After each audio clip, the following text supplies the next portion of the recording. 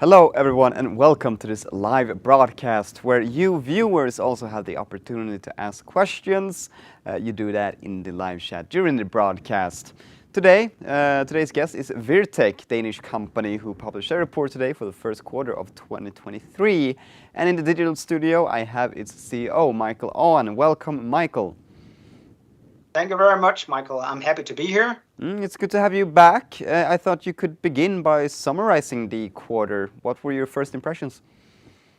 Well, it's a quarter where we do feel the market conditions are challenging. The high inflation rate and what's happening in Ukraine definitely does affect also our clients. And we've seen softening in the market where some of our clients has reduced the capacity they need with us. But fortunately, we also see other clients that actually need more of our services. So all in all, we actually still achieved a double-digit organic growth during the first quarter. Cost base has increased, so we also see a reduction in the total EBITDA level compared to last year. But it's something we see as manageable. So I would ask you to elaborate on this, of course, but you have prepared a presentation, so I'll just let you go ahead. Thank you very much. So if we look at some financial highlights for the quarter, if we can go to the second slide. During the first quarter, we achieved a revenue of 18.1 million Danish kroner, which is a growth of 11% compared to the first quarter of last year. Again, some clients have reduced a little bit the capacity, but other clients have actually expanded the capacity. We also had new clients coming in. So all in all, we see a double-digit growth. On the EBITDA side, we achieved 1.8 million Danish kroner, which is a 30% reduction compared to the record Q1 EBITDA of last year. Now, it's of course something that we will be addressing because we see an increase in the cost base, and we also actually have an imbalance between the capacity we have as well compared to the demand from the clients. So this is something that the board of directors and management are working to rectify in the future.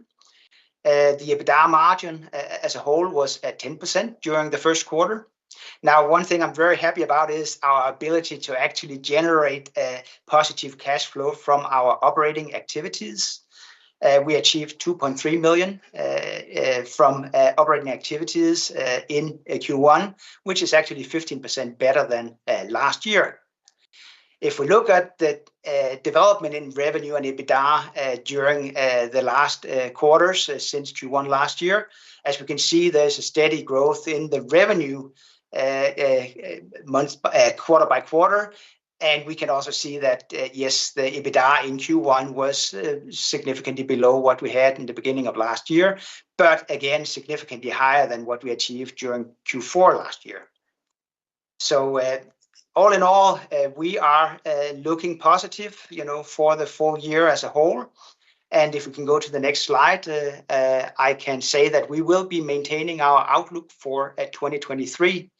And what this means is that we expect revenue this year between 73 million and 78 million Danish kroner, which is an organic growth between 11% and 19% for the year.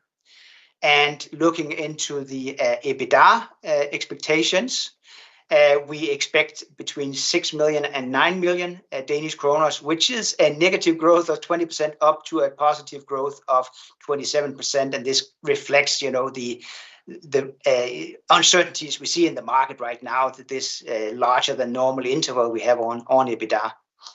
But all in all, we maintain our short-term expectations for this year, and we also maintain our strategic goals from our Accelerate 25 XL strategy. Thank you very much, Michael.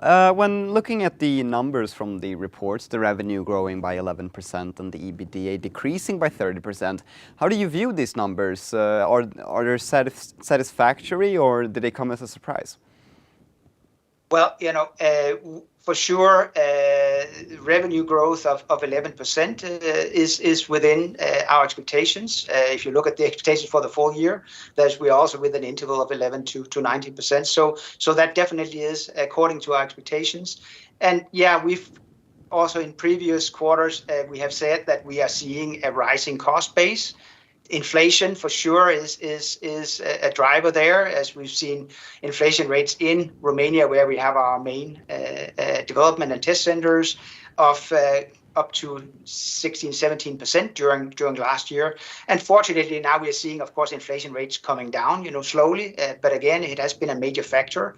And we also have to remember that last year, you actually had a situation where it's really, really hard to find the capacity that we need in order to deliver the services our clients are expecting, which also have mean that our external cost base has increased sharply compared to last year, I think by more than 30%, while our staff cost has increased only by 8.6%. And of course, we are going to go in and review our cost base in general and finding out where we have a chance to optimize.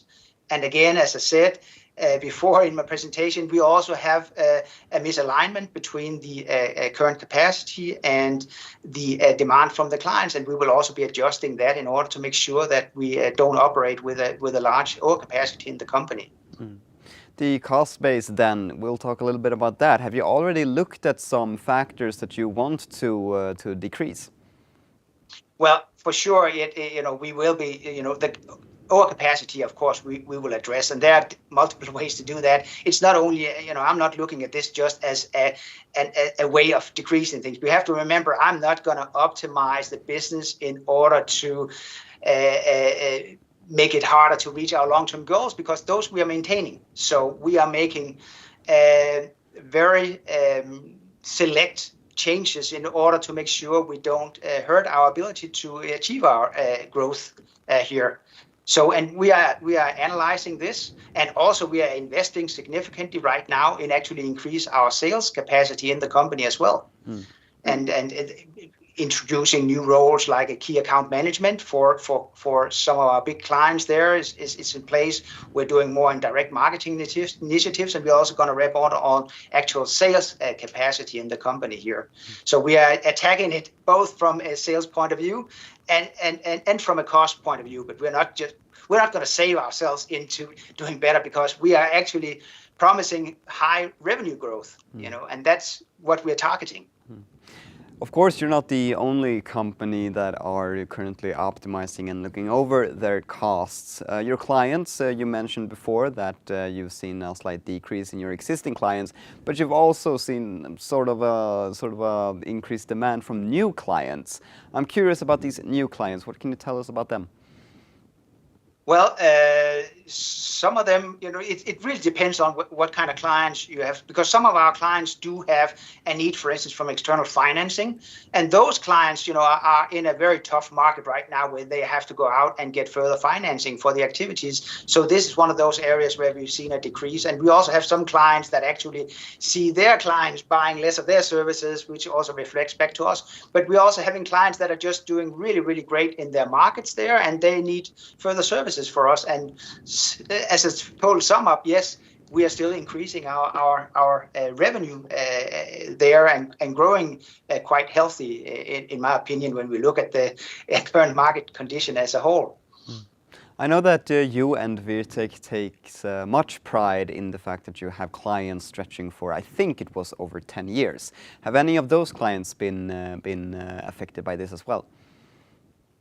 Yes, we do also have clients that have been with us a long time that has had to do some reduction. I don't think, if you look at the 10 plus years clients, I don't think any of them actually had to do reductions. On the contrary, actually, but we do have clients that have been with us for years that actually have had to do some adjustments. And again, a lot of uncertainty in the market right now, but inflation is coming down.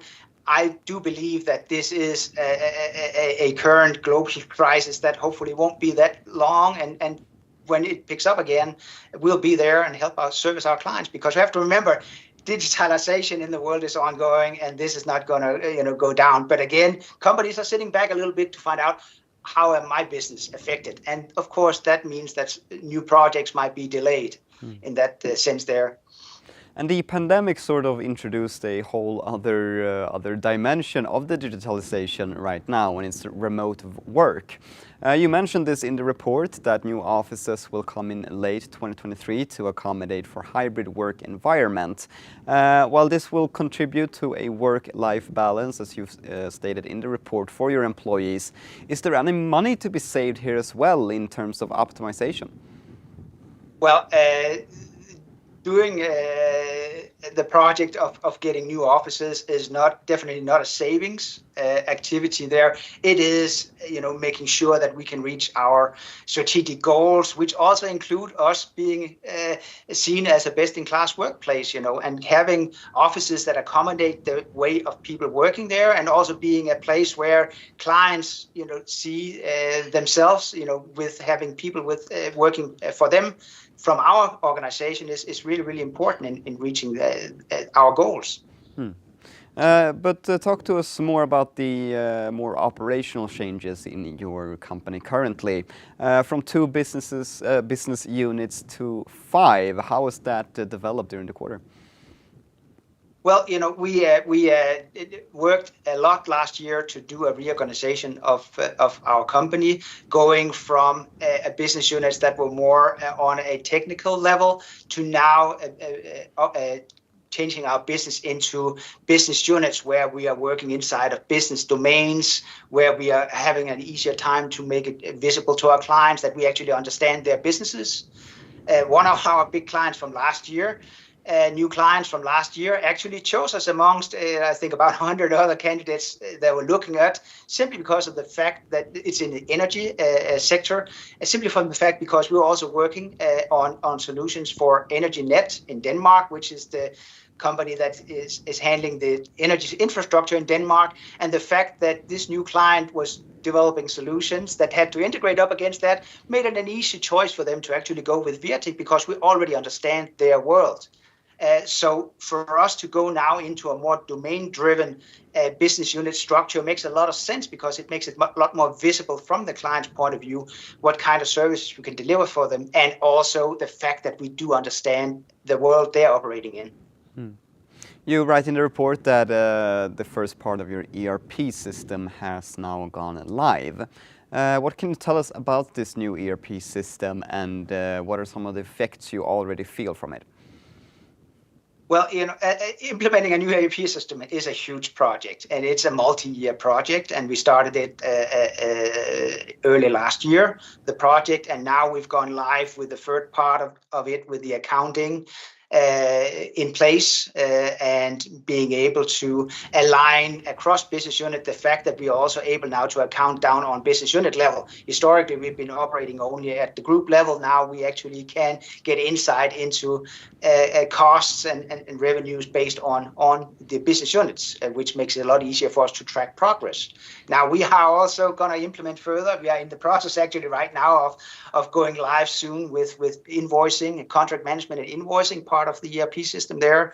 And further on, we're also going to have our time registration integration into the ERP system, and so on. We are going to continue improving our digitalization in the company there in order to make significant increases in our operational efficiency.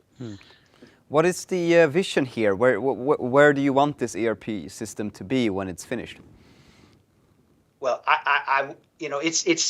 it's one important system in the whole digitalization, right? But it is such an important part of us to be able to have close to real-time insight into the temperature in the business. That's really what we're going for, making sure that we can track progress very, very quickly, making sure we don't have to spend a lot of time doing manual work, for instance, consolidating reporting. It's going to help us a lot in being more efficient and doing things that are more value-adding inside the company. Well, this is the first quarter of 2023. We'll be looking forward to 3 more. But what do shareholders have to look forward to in the rest of the year? What are your expectations of 2023? Do you expect markets to soften as well in the second half of the year? Well, That's my expectation, to be honest. We just saw today a new inflation numbers in Denmark, that inflation has decreased by about a 1% percentage point since last month, so that's good news, right? As when we get the inflation under control, hopefully the interest rates are also going to go down again, and that means again companies are going to do more investments, and that's good for our business because we are preparing ourselves for the further growth, right? That's we are hit like a lot of other companies there, but our business fundamentally is healthy, and that's the foundation for us to achieve our long-term goals. Indeed. Michael Aaen, CEO at Wirtek, thank you very much for your presentation as well as your answers, and I'll wish you good luck for the future. Thank you very much.